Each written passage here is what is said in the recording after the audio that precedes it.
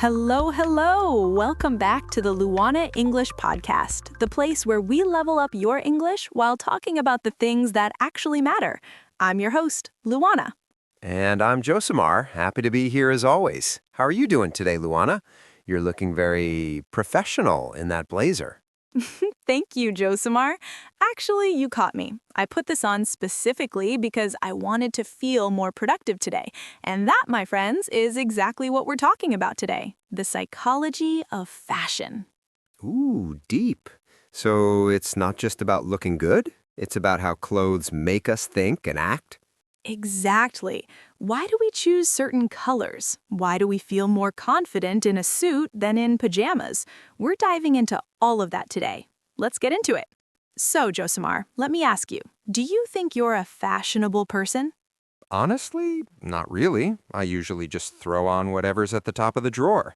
A plain t-shirt, jeans. I prefer comfort over style. But I noticed that if I have a big presentation, I suddenly care a lot more about my shoes. That's a classic example. There's actually a term for that called enclothed cognition. It's the idea that the clothes we wear actually change our psychological processes. Enclothed cognition. That sounds fancy. So if I wear a lab coat, do I suddenly become better at science? Believe it or not, researchers actually tested that. They gave two groups of people the same white coat. They told one group it was a doctor's coat, and the other group it was a painter's smock.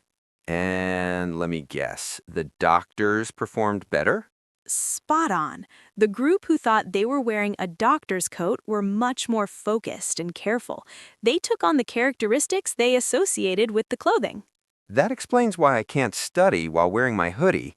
I just want to sit on the couch and watch Netflix. The hoodie says relaxation, not productivity. Exactly. And it's also about how we want the world to see us. Fashion is like a nonverbal language. Before you even open your mouth, your clothes have already said 100 things about you. That's true, but it feels like a lot of pressure, doesn't it? Especially with fast fashion making trends change every week. People feel like they have to keep up with the latest styles just to fit in. Definitely. That's the social identity part of fashion. We wear certain brands or styles to say, I belong to this group, whether it's gym culture, corporate life, or skater style. It's a bit of a double-edged sword. It helps us find our tribe, but it can also make us feel like we're not enough if we don't have the right labels. I love that point, Josimar. Now, let's pause the chat for a second and look at some of the English we just used. I used a few phrasal verbs that are super common when talking about clothes. Right, you mentioned throw on.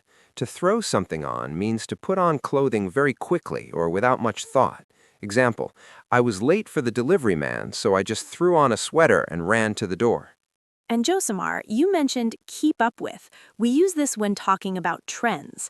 If you keep up with fashion, it means you stay informed and continue to follow the latest changes. It's also worth looking at the word fit.